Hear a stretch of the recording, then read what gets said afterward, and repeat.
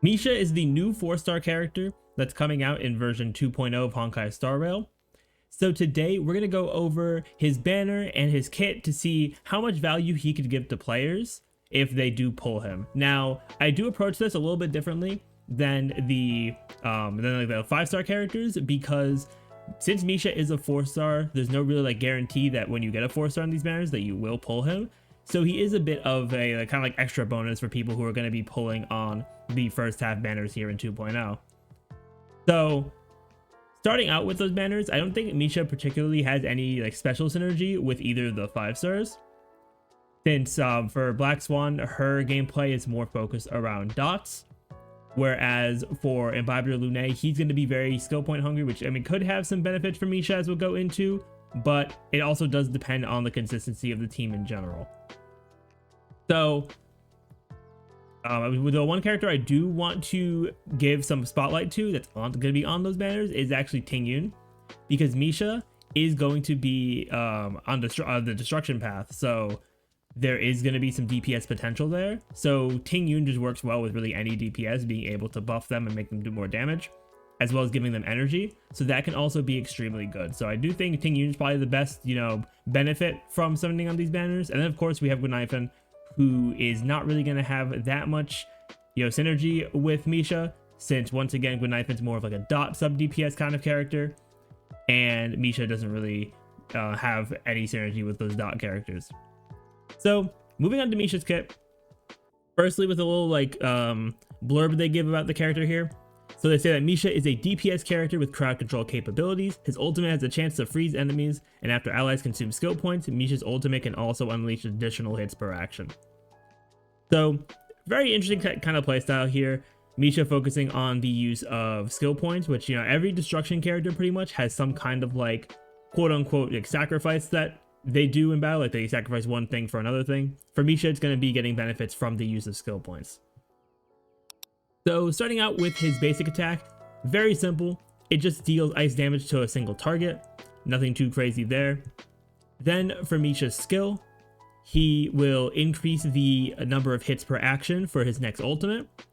And he will deal ice damage to a single enemy and then also adjacent enemies. So he does have a blast skill, and it will also increase how many times his ultimate is going to hit, which is extremely good for him. I do think that his teams, they're going to end up being more skill point intensive, just because you don't want to use your skill at all, I feel like. Because you don't want to use your basic attack. You always want to use your skill, just because you want to increase those hits per action, which when we get to the ult here, it's going to make a lot more sense. So his ultimate has a certain amount of hits per action by default, and there is a limit as well. We don't have those specific numbers yet, but we'll have to see once we actually get the numbers for it once Misha is in game. So the first hit of the ultimate is going to deal ice damage to a single enemy that you select, and then the rest of the hits that you have will deal ice damage to a random enemy, and each of those hits is going to have a chance to freeze the enemy target, which is really good, honestly, to give some CC and just be able to have the freeze giving you some extra time to get more damage in without you having the chance of being hit. And yeah, so think of this, I think the best way to kind of describe it is think of Asta and Sampo's skills, but as an ultimate, and since it's an ultimate, I do think that we could probably see it having more hits per action compared to Sampo and Asta's skills, because those cap out at 5, I believe. I can definitely see this one being 7 or more to give you a good shot at getting the freeze on most, if not all, of the enemies on the field. And also with freeze, we're probably going to want to build a good amount of effect hit rate as well on him. Obviously, without knowing the numbers for everything, I don't know, how much you might need for effect hit rate, but it might also not be that much, which we'll get into for his trade. Then next up for his talent, for every 1 skill point allies consume, Misha's next ultimate delivers more hits per action, and Misha also regenerates energy. So the skill point usage of the team can also be really beneficial, which is why I think that he might end up having some synergy with Imbibitor Lunae, just because you're going to be in the most ideal situation, you're going to be using 3 skill points a turn, unless you have his Squama Sacrosanctus stacks, then it'll be a bit less. But still, you will be getting some extra energy from this for Misha, which will lead to him getting his ultimate more consistently.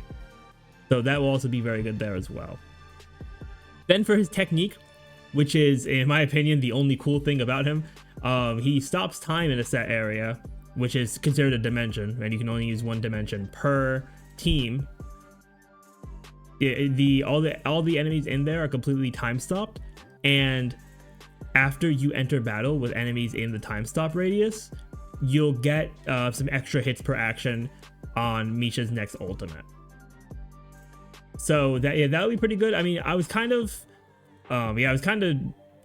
underwhelmed by this at first when I read it, because it did. I feel like a lot of these like technique dimensions tend to do, like, I guess bigger buffs or like more important like debuffs and stuff like that for the characters, but this only being towards Misha, you know, it's kind of underwhelming to me. But I do think, depending on how fast you can get his ultimate and how fast you can get the hits per action up to whatever the maximum is, that could also be extremely good for him.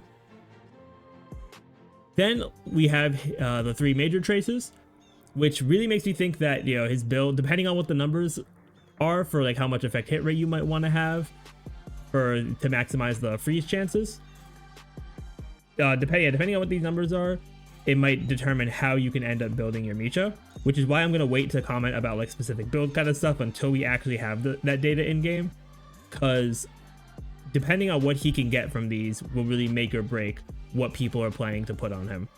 So for his first major trace, before the ultimate first hit lands, it'll increase the base chance of freezing the target. That's good, because that's going to require you to build less effect hit rate than you might have expected to, just because you're going to be having a higher base chance to begin with for that freeze. Then next up, we have when he uses the ultimate, increases the effect hit rate lasting until the end of the ultimate's current action, which means even less effect hit rate that you would need, because once you ult, you're going to have an increased effect hit rate. So that can also be very good. Maybe giving you more chances to build attack, crit rate, crit damage on him, rather than focusing on, you know, having effect hit rate to a certain amount. And then for the last major trace, when dealing damage to frozen enemies, increases crit damage.